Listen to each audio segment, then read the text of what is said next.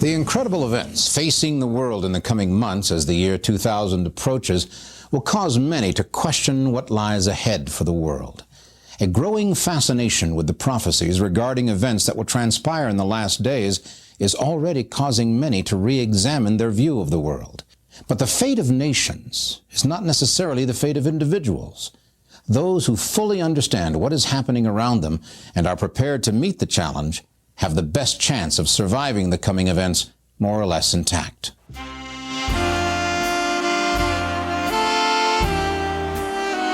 Hey everyone and welcome to 20th Century Pop, the show where we try to understand the present while living in the past. My name is Tim Blevins. And I am Bob Canning. And Tim,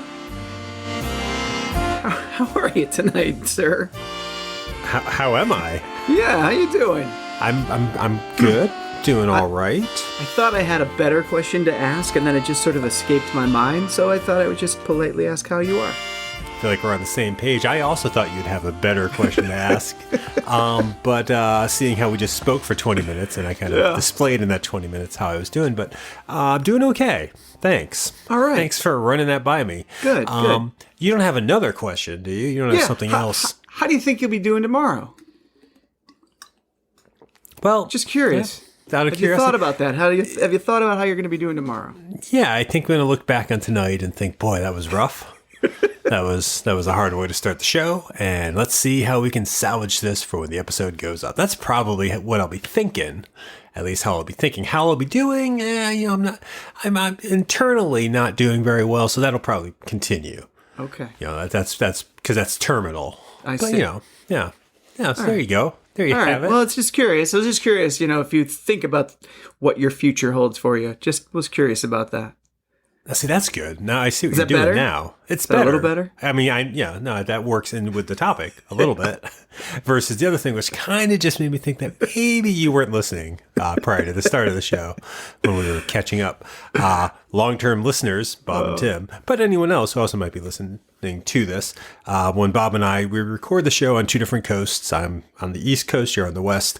Then we use a little aggregate online to record it. So usually we warm up a little bit beforehand. We take about 20 minutes just to catch up on the microphones, and then we start the actual show. Why am I explaining this? I don't know. So we can probably it's important. It's important background information for people to have so they can understand why this sucks, perhaps. Wow. Well, I mean, you were saying it. I mean, you weren't using those words, but you said just as much. You were going to be lamenting tomorrow how poorly everything went. And I guess I was lamenting, and I guess you're just validating. So that's fine. But for today, let me ask you something then. Let me get things started with a question for you. Okay. How did you spend New Year's 1999? Was that the night that I can't remember if we tried to hang out? I think you can't remember New Year's, the last year of the 20th century? It was a long time ago, and I'm an old man, Tim, but I'm pretty sure we hung out with my current wife, who at the time was my girlfriend. Is that correct? Nope. No, it is not. Okay. We're talking 1999. We're talking the summation of a millennia. It was. We're talking the world at large with their eyes on TV that this was the biggest New Year's ever. I mean, you don't have a memory really of it? Does it not stick out like any internal I remember feelings? A lot of prep leading up to it, a lot of concern leading up to it, a lot of excitement. And I remember portions of that night. I do believe I was drinking. But I then, looking back, the night was ultimately uneventful. It was a fun time. It was a fun night. It was a party, but nothing that I think many people believed would happen. Airplanes falling out of the sky because of Y2K and so forth. It just turned out to be another New Year's Eve type of thing. Okay, you're mentioning a little bit of anxiety, a little bit of maybe that little nervousness, end of the century jitters. I think those are accurate. 'Cause what I remember, and I guess we spent a little time together, but mainly what I remember is I did spend a lot of my night downtown in Boston. I did spend a lot of that New Year's Eve avoiding the subways. And I think, kind of like you were just describing a little bit, so maybe we had a similar experience. I spent a good portion of New Year's Eve 1999 anticipating an imminent apocalypse. Here's a checklist to help you, your family, and your community prepare for Y2K. Do you have at least a 3-week supply of water on hand? Do you have at least a 3-week supply of food ready? Primarily canned and dried foods, which are not dependent upon refrigeration for freshness.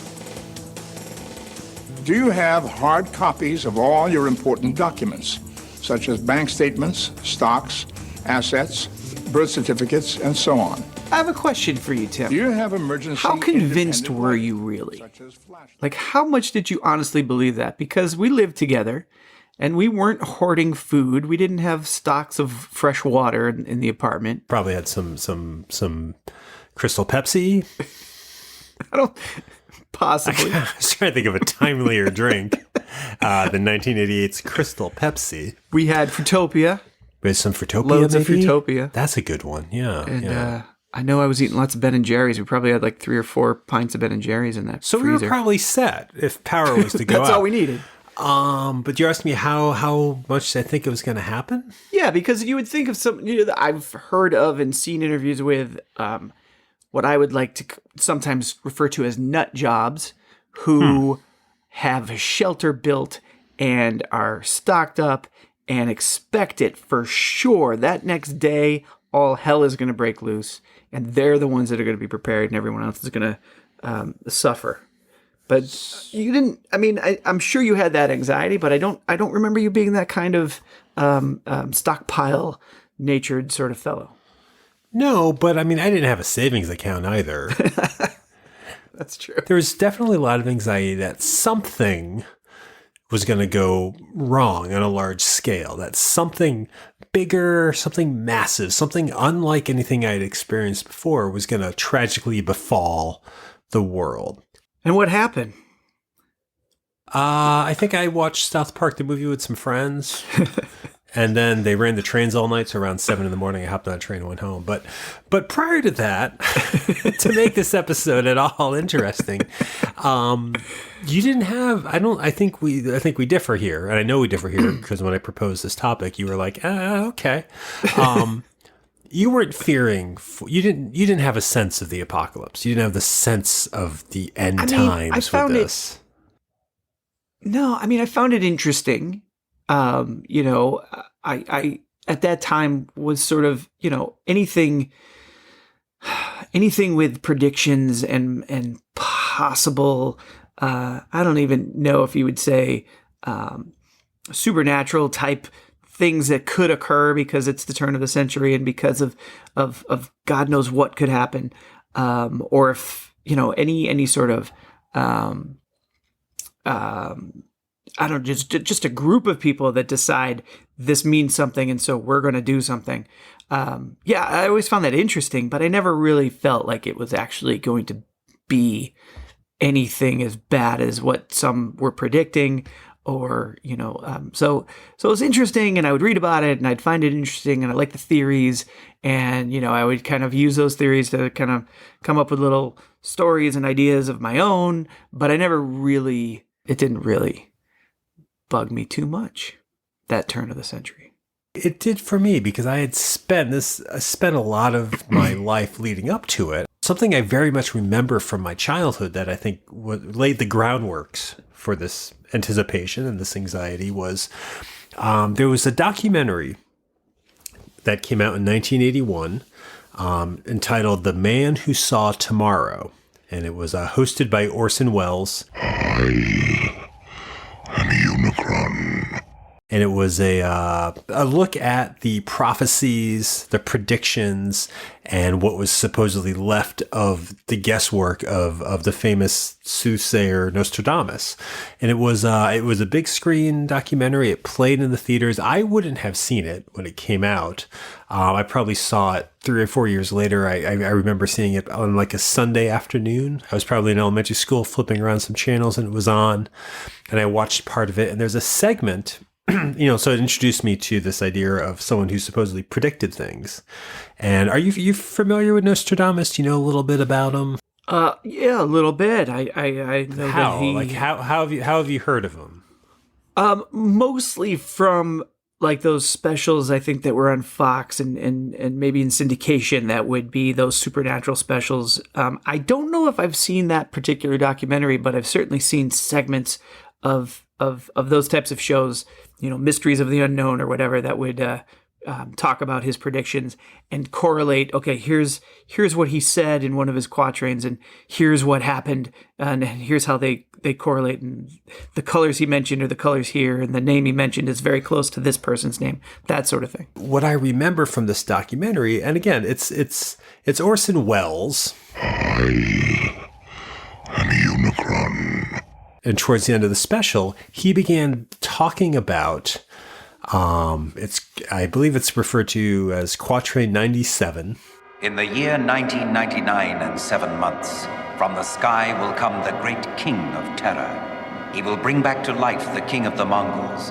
Before and after war reigns. Garden of the world, the new city in the way of the man-made mountains, shall be seized on and plunged into ferment. From hidden fires, a great place burns with heat. A hot wind. War.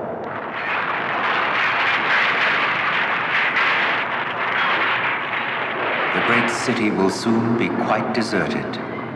Not a single one of the inhabitants will remain. I remember this.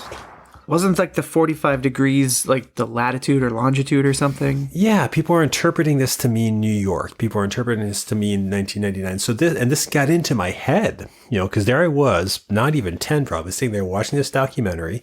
And my understanding of how documentaries worked was that they were factual. This was like news. I don't know what channel this was on, but this got into my head because it gave a date. It gave a location, and it gave an event with evocative pictures. Now, you said you've seen some specials on Nostradamus. You've seen stuff about him. They're sensationalized, I'm willing to say. You want to make it exciting. You want to make it terrifying, because the interesting thing about his predictions are that they're predicting horrible things. Yeah. This set up the date for me, 1999. It was a different month, to be honest, from what the interpretation is, but the fact of 1999 stuck in my head. The fact of this horrifying destruction or attack on New York, and the fact that it was being used to describe this will start World War III, this will start Judgment Day, whatever, laid this groundwork in the mid-'80s that in 15 years' time, this was going to happen. And it's a documentary that Orson Welles himself didn't buy. I'm a Unicron. I think he looked at it as garbage. I think he made fun of it in interviews, but I didn't know that as a kid. I just saw this giant booming man tell me that guaranteed destruction was coming on a timetable. And so I think that's kind of why that special kind of hit me. Like, I would stay up nights fearing things about nuclear war. I would read about predictions and be very scared of them. So this shook me, and it was always somewhere in my head. Like, did you ever get a sense that the turn of the century, that there was some talk that would be horrific, that, because, we're leaving the 90s, we're leaving a millennia. There's all this symbolism of a step into a new age. Like, did any of that circle around you growing up? Not growing up. No, not really. I mean, certainly there is the nuclear war fear. That was just, you couldn't escape that as a child. I remember one time seeing a news report in the middle of the day, and I can't remember what it was about exactly, but it was nuclear related. I was with a babysitter, and just as that report finished, we could hear airplanes overhead. And I had to be 6 or 7, not that old. But even at that age, I was like, I correlated what happened in the TV and what they were talking about with nuclear missiles or peace agreements or broken peace agreements. And then I hear the airplanes and I'm thinking they're military planes. And it freaked us out. We had to run outside and see what was happening. So I didn't escape that. But as for the turn of the century being a problem, that I didn't catch on to until I was older and in college and probably hanging out with you, to be honest. Well, many apologies for that. But something, again, in this documentary, as a child viewing it as, well, it must be factual because it's a documentary, it set up, yes, a date, a timetable. So that was now laid out in front of me. And that hung there. That stayed there. That was always on my mind. So like to actually reach that date eventually, I was reaching it with a lot of anticipation. But, you know, there was still a lot of time spanning that and a lot of time to kind of feed into my head, well, what does 1999 mean? And I have to say another thing from childhood, again, this would have been from in the 80s, that I think kind of informed and gave me a little bit of a sense of anxiety for the approaching change in millennium is someone we've never talked about on this show, strangely, the musician Prince. You know Prince, sure. Right? I do know Prince. Not personally. Well, but yeah, that I know that part. Yeah. I did.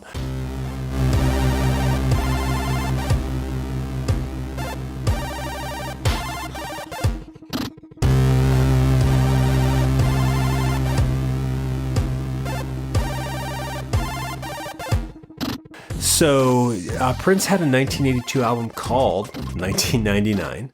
And off of it is the song 1999 that eventually I think got on the Billboard charts sometime in 1983. Do you know the song 1999? The Party Like It's 1999? I do, yeah. Can't not know that song, I think. What do you know of it? Like what sticks in your head about that song? It's just a great song. It's upbeat. It's about partying like it's 1999, and one would think that would be a pretty damn fine party since it's the turn of the century. If you're going to turn it around and tell me that it's darker than that, I'm looking forward to that. But yeah, for me, it's just a fun, good time song. Have you ever listened to the lyrics? Just the party like it's 1999 part. You're going to bring me down, aren't you, Tim? Well, in the very opening of it is the line, woke up this morning, could have sworn it was Judgment Day. Was a line that I very clearly heard. The song also ends with this repeated confession of mommy, why does everyone have the bomb? Is this repeated chorus at the end of the song. So it's kind of bookended with this playing into my fears. This song was kind of set in that era of the Nostradamus videos. This song was kind of set with this idea of a guaranteed destruction at the turn of the century. This idea of partying like it's 1999 was nothing's going to make it past this, so we might as well have one last party. It was prophetic, like a new wave, Nostradamus. And it was coming from this guy, Prince, who always seemed strangely apocalyptic to me anyways. Like at age 8, I think I saw his When Doves Cry video. That terrified me. Sure. I remember this documentary about backmasking, playing songs backwards and hearing secret messages, and Prince was mentioned in that. So there was this weird mystical sense to that. So the idea of the song always creeped me out. The idea that, again, someone knew something was coming was freaky. And then that he was kind of preaching, it's coming, it's unavoidable, so let's just party until it hits. Like, that's the basis of that song. Right. And it's a pop song. It's on the radio and it's fun. And everybody knows it, but it is kind of this idea that it's unavoidable. It's still coming. It kind of built up that anxiety. But you don't hear that in the song, huh? That's not something that you're getting from it. It's never been one of those songs I sing along to in completion. But except for that, party like it's 1999 part. And I always kind of had that feeling that it's because, I don't think I ever did really believe or feel that it was because it was all ending. I just thought it was a big date, a big turnover in time. And that's why the party was so raging, not because there was a Holocaust approaching. But this is in the 80s. So this idea of this date being away and this party being away, it would be strange to reach that, wouldn't it? Like, isn't it so focused in the song, like this idea that this song And the relevance of this song is that it's set in the future, 1999. Yeah. So to be approaching that, to get to that, is kind of an accomplishment. It's kind of a motion through time. It's moving towards something. And that, I don't know, that kept building up through the 90s for me. We're getting closer and closer. And I don't know, there's something, when pop culture makes a prediction, when pop culture sets a date, when pop culture has a point that it's going towards, and I don't think of this at the time, but to get to that time, that's a weird experience, I think. I'm thinking of like Back to the Future Part 2 with the date of 2015 or 2001 with the date of whatever that was. These are things that exist as their story, their fiction, or it's a song that exists, it's pop music. But we buy into it, we enjoy it. We're accepting of it. For some reason, getting to that point that they're speaking of is eerie. Because that's going to validate or invalidate the piece of pop culture in a way. Right. Like Back to the Future always had the extreme ridiculousness of a time-traveling car, but we bought into it, we enjoyed it. And now they go to the future. Isn't this exciting? In 1989, when we saw the part 2, we see the future. Do you remember getting to 2015? Do you remember that feeling of actually hitting that date? Yeah, I mean, I don't think I thought of it as I finally reached the future of Back to the Future. But the Facebooks and just the pop culture at large wouldn't let me go unnoticing of the fact that we have now reached the Back to the future. Does it invalidate the movie now? Is it kind of like, oh, they got that wrong, so this is clearly a piece of fiction? I've never thought about that. I mean, there'll be the jokes. Where's my hoverboard? Where's my flying car? That kind of thing. That's hilarious. Yeah, they're jokes apparently. They're good ones, yes. But it doesn't invalidate the movie for me. It's just that was the vision and the storytelling from when that story was created. Does it seem weird to be past that now? Does it seem weird to be 5 years past Back to the Future Part 2? When that was the future? No? It doesn't feel weird to me. Oh. I'm assuming it feels weird to you, sir. I think in movies, stuff like that, it does. When we surpass the era that it's supposed to take place. And again, I still enjoy Back to the Future Part 2, but I don't know, movies set in the future, when it's a reachable future, when it's something where it's like, well, I'm going to be alive for that. They're, from the moment you see them till that time, there is always this weird measurement. It's a measurement of the passage of time, which is odd to me. Like another example I was going to bring up in terms of dealing with 1999 was a movie that was released in 1995, actually, just 4 years before the set date of 1999. Catherine Bigelow, the director, directed a movie called Strange Days, written by James Cameron and a gentleman named Jay Cox, unless my autocorrect corrected that. Do you remember this movie? Do you remember Strange Days? I do remember the movie existing. Yes. Great. This was not a movie that I went to see, but I know the movie exists. Yes. In the future, ex-cop Lenny Nero buys and sells other people's experiences. It's about the stuff that you can't have, right? The forbidden fruit. I am your main connection to the switchboard of the soul. But tonight, on the eve of the 21st century, in a city on the brink of chaos, Lenny just wire-tripped into a murder. You gotta help me, Lenny. Please pick up the phone. Now, with his trusted friend, Mace, he's out to stop the killer before he strikes again.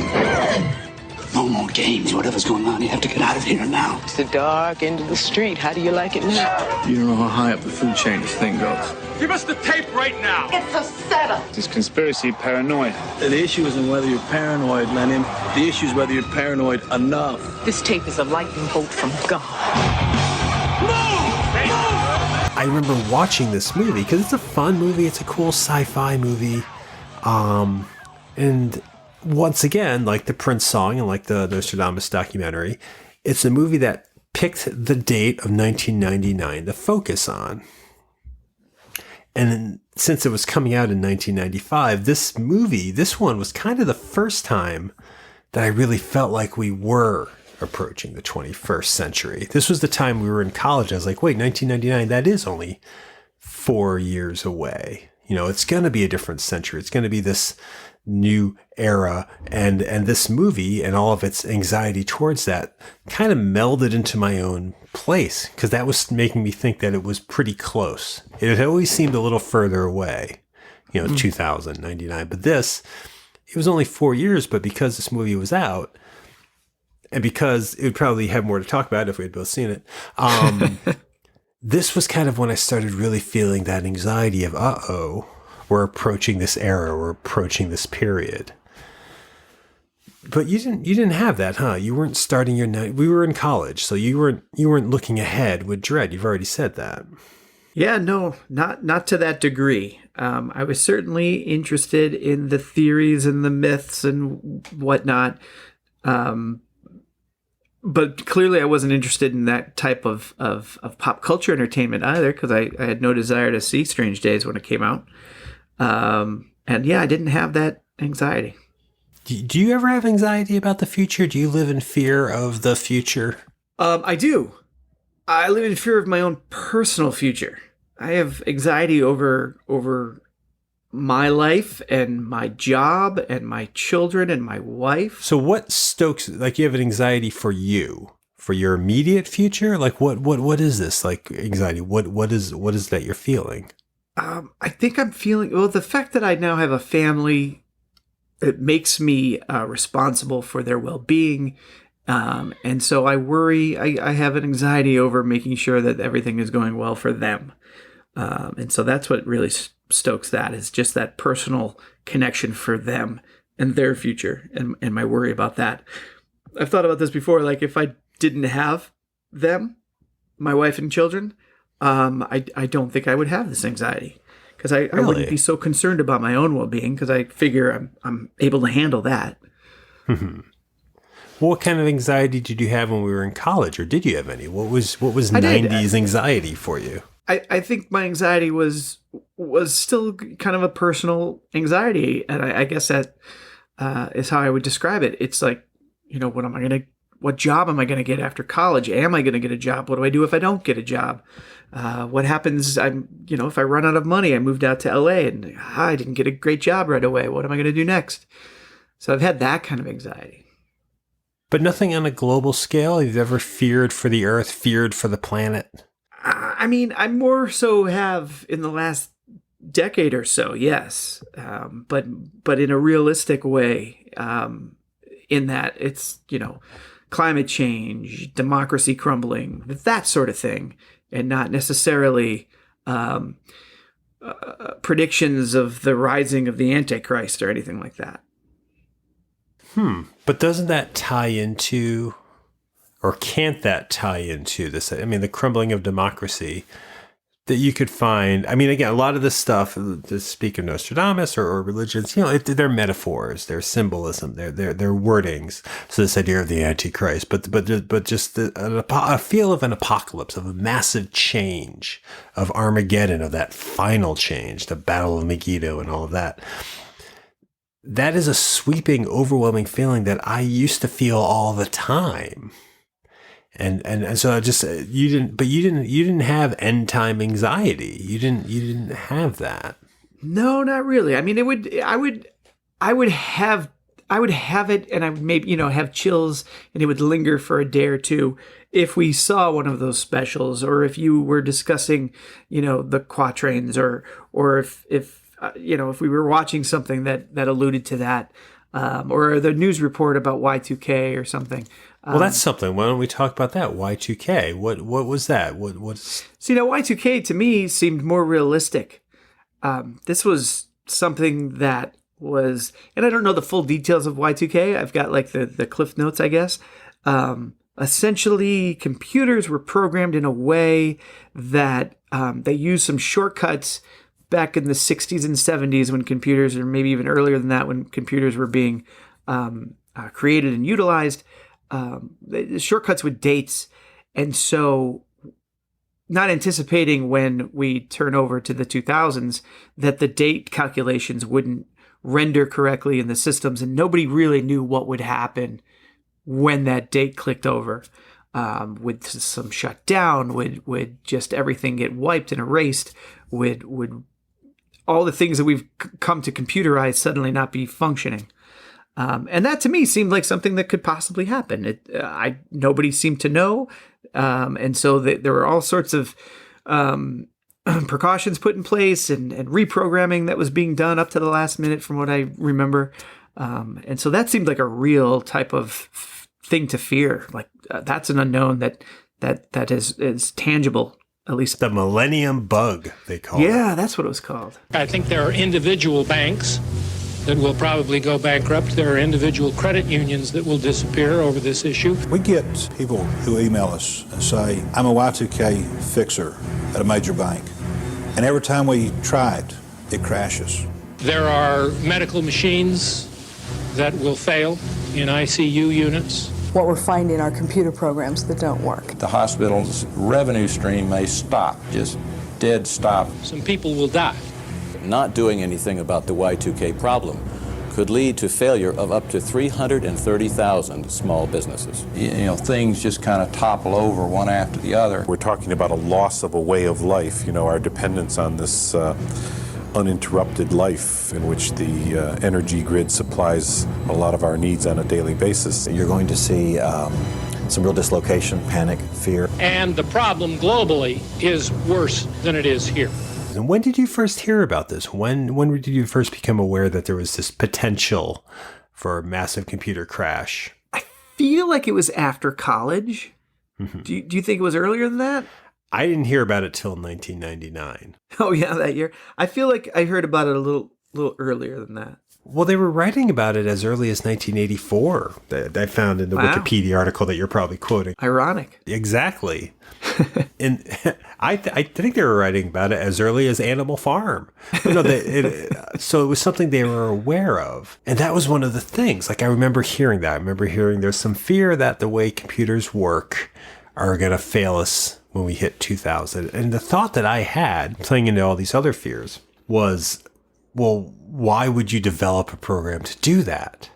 Why wasn't this previously anticipated? Why wasn't this anticipated at the onset? And while there are answers to that, it stemmed from the cost of storage. Somehow breaking the dates down a certain way saves you money. And it stemmed from the fact that nobody thought programs would be useful beyond a certain period. And then the world became more and more digital, and more things were relying on this and replicating this stuff. But it struck me as a horrifying new fear. It struck me as sort of the modern interpretation of all of these past predictions. And I wasn't the only one there. I mean, there were plenty of cults.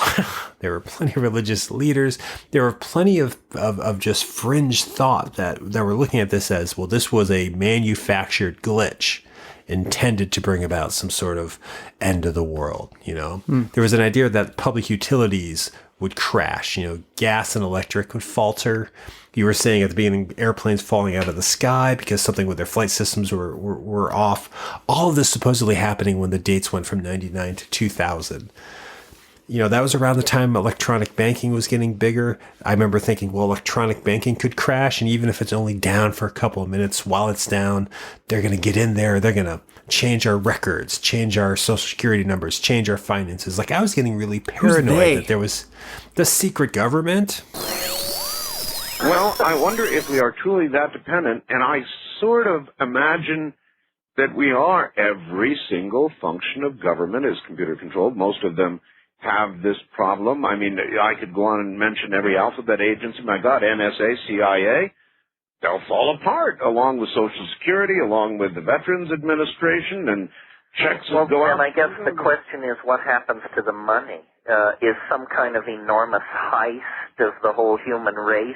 Is that why there's so little interest in fixing the problem? Because, in fact, the problem is somehow going to make a lot of people incredibly wealthy, and no one will be able to trace the exact outlines of the heist.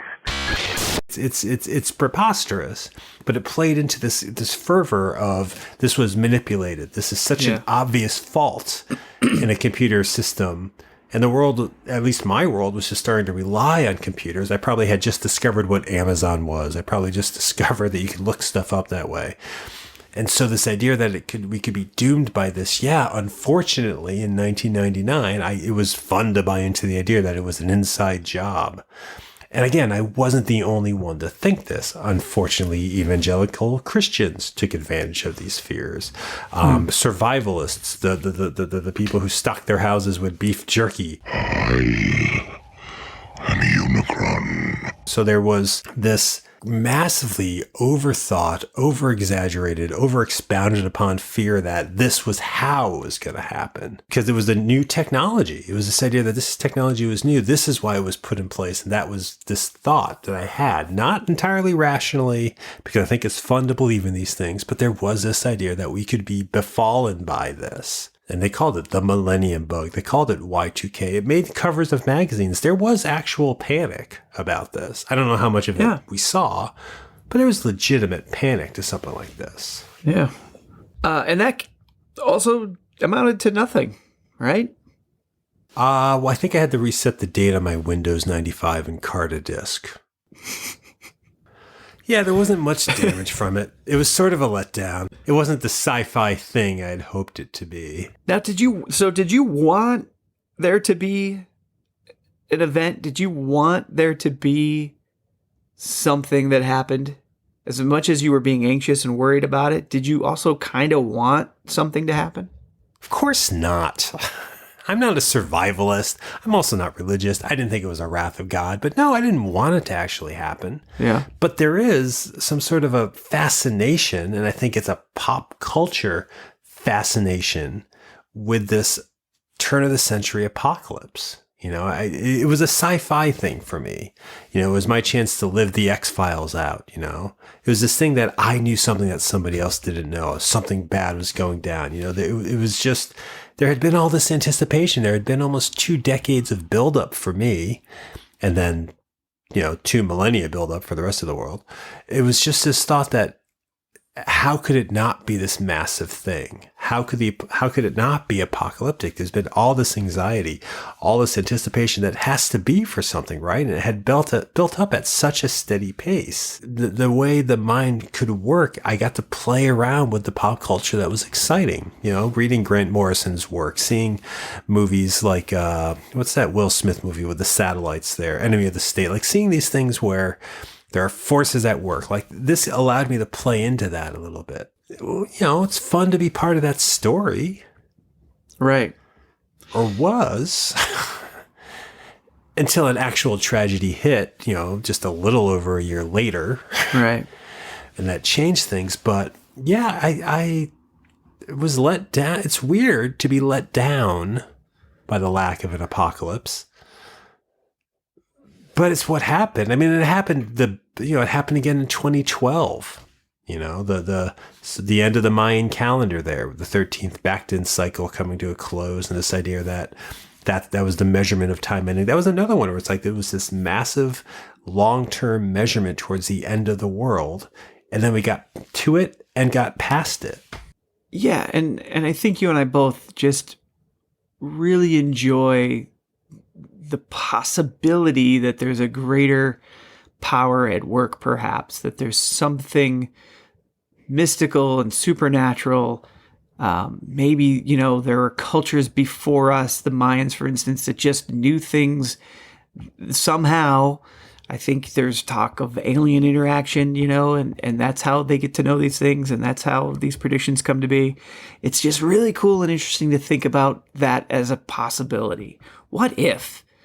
And then, I remember in 2012, I think it was 2012, there was all this talk of the end of the calendar. And then wasn't that when they discovered some giant meteor whizzing towards Earth around the same time? Like it was discovered, and then it's like, whoa, hey now, let's start putting all this together.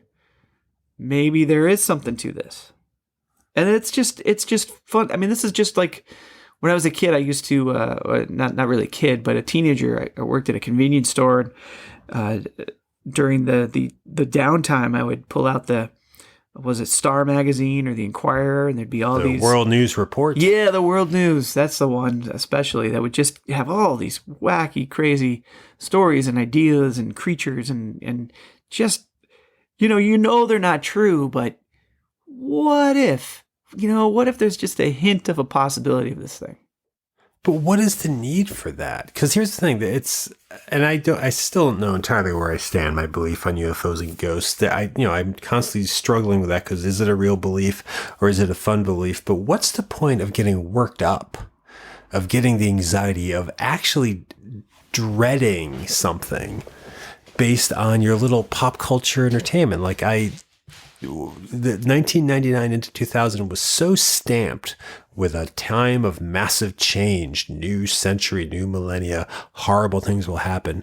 What's the point of getting off on that? If it was actually 2 decades of anxiety for me, like this was on my mind, this did hover there.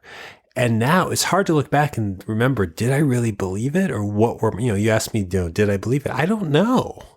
I don't know exactly what I thought was going to happen, but the fact that I thought it could happen definitely did not make it easier. I mean, I guess it was, because I still went out that night, and I did, like you said, I didn't prepare myself for the worst. But I don't understand the toying with that emotion that way, the anticipation, the interpreting of these things that were really just pop music and shock cinema and just, narrative cinema. Like, why take those things to mean something? I'm trying to think if I still do this. I don't think I take from pop culture now the horrors of what could happen. I don't think I treat it as cautionary tales and predictions, but I did for a while. And it's those pieces of entertainment now are no longer relevant to me. I haven't gone back and watched Strange Days. I don't listen to Party Like It's 1999 and think anything about it. Do you think that you don't have this type of belief and anxiety now because there isn't an end date as clear and defined as 1999? I think you can always find an end date. I mean, maybe it's not in like the literature and the comic books and stuff, but there are always people posting dates. I think part of what happened, but nothing is as distinct as a turn of a century at this point. I mean, maybe you could have a decade turnover or something, but 1999 to 2000 is such a big deal. And so now we don't have to worry about that for another 1,000 years. That's true. And I would almost say that we don't have to worry about it then, because I do think it's a little less possible to enjoy these things now. Mm. The concept of a fiery end, the concept of these apocalypses, the concept of a horrible event occurring in entertainment and then kind of living through that vicariously and thinking it could happen. Like my belief in my interest in fucking conspiracy theories. I sound like a lunatic with a little paragraph I said about what fringe thoughts were about the Millennium Bug, but I used to enjoy all that stuff. I used to really enjoy Paranoia magazine and all these books on the secret government because it was a fun, exciting thing to think. All of that changed when I faced a real tragedy. Right. With the New York attack and the Pentagon attack and the wars that have followed in this current administration, living through actual events that play so into that makes it less appealing to get involved in it. Because that's the thing. Like I used to read and embrace apocalyptic literature. It is kind of harder to have this doomsday pop culture now. I don't know. I mean, do you find that? Do you find like watching things that are about, horrifying ends and apocalypses and things like that? Is that harder to view, harder to watch or engage yourself in now, or is it still fun fiction? I mean, I think it's still fun fiction, but I'll be honest, I can't recall watching anything along those lines of late. I'm trying to think of the last sort of apocalyptic dystopian future pop culture that I've enjoyed, and the thing that pops up into my head is the movie Children of Men, which I have not seen. Oh, you got to see that. That's really well done. And I very much enjoy that, and I've gone back to that a few times. Mm-hmm. So I guess there are things, I think if they're good enough, if they're engaging enough, I'm going to enjoy watching it. But I didn't even, I've never seen Strange Days. I didn't have an interest in it at that time. So it's really, I guess, the appeal of the actual entertainment that comes up. I don't know if it's really the genre that I'm interested in, but the specific film or TV show. Does anxiety feed into any of the art you like? Like, are there things that you listen to or read or watch for entertainment that play off of your fears, your anxiety, that kind of fuels what you're watching? Probably yes. I think a lot of what is entertainment these days just has that in there somewhere. Characters are always anxious about something. Are they anxious about the end of the world? No, I'm not. Are they anxious about things you're anxious about? I guess that's what I'm saying. Like, can you watch, or do you find yourself watching and being involved with entertainment that ties into what legitimately makes you uneasy, terrifies you, whatever? I think I can. I'm trying to see if there's an example, and I can't really think of any right now. But I mean, my anxiety again stems from the future for my family and their well-being.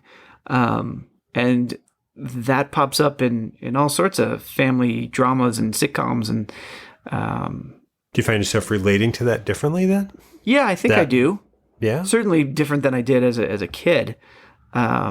If there was anything similar, I mean, is it harder to watch that entertainment? Like something like A Quiet Place, from what I understand, is about a family running from. Well, I don't want to ruin it for people who haven't seen it, but there's a family. That's a great example because I have struggled. I haven't seen The Quiet Place yet. And part of... I don't know if that makes it a great example. Well, no, it is, because part of the reason I haven't seen it is because it's like, do I want to live through that? Do I want to experience that in this movie? Because I know that's an aspect of the film. And so I've shied away from it. And maybe that was subconscious, because this is the first time I'm kind of thinking about why I haven't just gone right out and watched it, because it was so well received. And I bet you that's it. I'm going to guess because it's not streaming for free yet, but it could be either. There's loads. Yeah, that's probably it. But if it were streaming for free, it's still, I could rent it. I have that ability, Tim, and I just haven't gone out and done it. So that's an excellent point. Yeah, I think you're right. I think it depends on what they're doing. Perhaps I relate more to the comical take on those anxieties. But when it's, family in danger and the stresses of that's something I guess I don't really run out to. But your anxiety in the 90s, you were saying before, maybe this is answered in comedy. You were talking about like you had anxieties of, what do you do after college, moving out to California? Am I right on that? That's what some of your, Were you watching movies that tied into Tim. Well, I do have to write the show notes, so I should try to. Were you watching films at that time that reflected that? Like, were you seeking out movies? And again, they might have been comedies, because however you dramatize something is how you dramatize it. I know it's not on a global scale, but it's on your scale. Like, were you looking for work that mimicked that? I think I was watching those things. I don't know that I was seeking them out because of that. Trying to were think you of mimicking them? Were they feeding? Like something like, I think you have mentioned before, you saw Swingers when you moved out to California. Right. Was that a parallel to that experience? Did that play into any of the heart? Did that make working through any element of being away from New England, being in a new place and all this stuff, did that help with that at all? Yeah, it did. Because you could see that it was relatable, and that you can turn it into something bigger and better. You can take your anxieties and have some fun with it. And maybe that's why I related to that. I'm also thinking, did it create anxieties in you? Did it generate new anxieties that wouldn't have been there, but they were in the movie, so you mimic them? I don't think that did, but I mean, we always go back to the Stand By Friends. I think I probably took some of Chandler's anxieties and accentuated and exaggerated them within myself. So I've done that for sure. Why take that action with something? Well, I think it's because I don't necessarily know, and if we've had this as a topic before. I don't necessarily know how to deal with the anxiety, but if I see someone doing it well and comically, perhaps, especially at that age. It's like he's dealing with it. So let me just kind of turn my anxiety more towards that direction, and then use him as an example, use this movie as an example to deal with that. But at that point, is that a real anxiety, or are you play acting a performance That's in a hopes of great managing question. something else? That's a great question. And does that play acting develop new anxieties? Yeah. I bet you there's a lot of that involved. I today own all of my anxieties as my own. On DVD? I'm pretty confident that all of these anxieties are just me. Mm-hmm. But back that shows then, some growth. Yeah, I probably was using some pop culture to help me along. Or hinder me along, I guess. Well, because something in talking about this topic today, and we can decide whether it was successful or not to talk about. But the audience my will decide fear, but not on Twitter, audience. Not on Twitter. Bob sees that. If you have something horrible to say, put it on Facebook. He's not on Facebook. It won't hurt him. Please, 4 people who listen, don't hurt him. No, because you were talking at the beginning again. I wasn't prepping for the end of the world at the turn of the century. I was fearing it. I was anxious for it, but I wasn't prepping for it. So yeah, did I really think it was going to happen? Sitting with something for that amount of time and reaching it, I think at the end of it is just, I think I'm finding, it's aging. It's progression. It's having gotten to that point means that there's more behind me now. And that, I think that's where some of that anxiety was coming from. And it's coming from pop culture. And it's odd because 1999 is also the pivot point for this show as a podcast. And when I look back and why do we do this show and why is it 1999, there is a weird pivot. There is a change. There was an end of some sort that symbolically was beginning to happen. Right. So yeah, that there is some lingering feelings of that, but I don't know. I don't know if I was aware of that. Like, it's interesting hearing you say that, the anxieties you had, if you'd pick like Friends to watch, it kind of guided you and helped you with that. Reading about and hearing about 1999 for all my life really built up more of an anxiety than was useful. But at the end, I can't be what the anxiety actually was. It couldn't have been that I was really anxious about the end. And again, I'm not entirely sure what it was, but it's weird that it kind of interweaves that way, that the pop culture can serve as a way of dealing with free-flowing anxiety, sort of, or free, just this randomness that I'm unsure about or uncertain about. And do you have it now? Like, you don't really seem to have it now. Is that right? Have what? Have what now? That end of world anxiety. Well, it's grafted onto other things. It's grafted on the reality of actually getting older, of actually being closer to death, of actually having people I know pass. And also, I can't escape it that I do think something apocalyptic is happening politically. Right. I do think that aspects of this country are going to be gone, if they're not already, pretty soon. So there is that.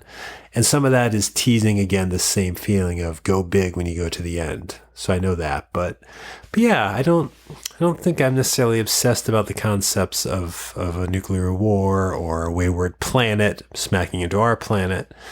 So it's not assigned to a date because now it's something that I'm like, oh no, it's just happening. And it's not fiction. That's probably the scarier part. Yeah. How about the anxiety of this episode coming to an end? Well, I think we're there. The anxiety for that is this an episode? I guess was this worth listening to? That's where the anxiety is everywhere. But you listened to it, so thanks, which means you probably already know what I'm going to tell you. But let's say for some reason you're anxious and you skip to the end to see how it turned out. You know what you can do? You can actually go and hear the beginning of this, plus other episodes like this, by going to 20popcast.com. That's the main website for the show, 20popcast.com. It always has the most recent episode up right there on the main page, as well as links to all of our past episodes. We had switched over recently to a different way of getting your episodes out. So there are still a few old links that are broken for older episodes. We're working on getting all those finally fixed. So pretty much the whole catalog should be up there, hopefully by the end of the month. But if you do visit us at 20popcast.com, you can follow us on Instagram and on Twitter at 20popcast. You get some images and information about the show. And you can also subscribe to us, which is what I would advise you to do. If you enjoy the show, maybe not this episode, but other episodes, and you want to hear it again, subscribe to us on Apple Podcasts, on Spotify, and Stitcher, on however you listen to podcasts. Having a following like that helps us out, and that way you never miss an episode. Bob, what about you? Everybody can follow me on Twitter at RHCanning. You can't follow me on Facebook. I'm not there. Thanks, You're not Tim, there. for making people aware of that. I think people will have enjoyed this episode, and I'd like to, as always, hear from those folks that did enjoy it or didn't, and see what fears they had leading up to 1999. Yeah, I'm curious. Were people anxious? Were other people experiencing this? What other theories and predictions were there that maybe we didn't talk about today? Mm-hmm. Curious what people feared, or did we cover it all? I don't think it's that. I don't think we covered it all. Did we cover anything? Was anything covered? Did we? I think. Is it cold because nothing got covered? Was things left exposed but not discussed? Maybe. There's nothing you can do about it anyway. You won't find me on an airplane. I think it's safe to say we're going down with our chips on New Year's Day. One of the earliest jokes I ever wrote that I was proud of was totally reliant on someone having a copy of the book. And we were reading it in school, so I thought, I'll do this. But I used to think like this also would be a great way to meet somebody. I thought so when I got to college, I think I constantly was ready to do this bit. If I encountered someone, like let's say you were there, let's say I didn't know you, but I was interested in you. I was like, oh, that gentleman, he looks like he might know a thing or two about the number 3. So you're sitting there, and let's say you're reading a copy of George Orwell's 1984. Do you know the book 1984 by George Orwell? I know of the book, yes, sir. Yeah, so I would walk over.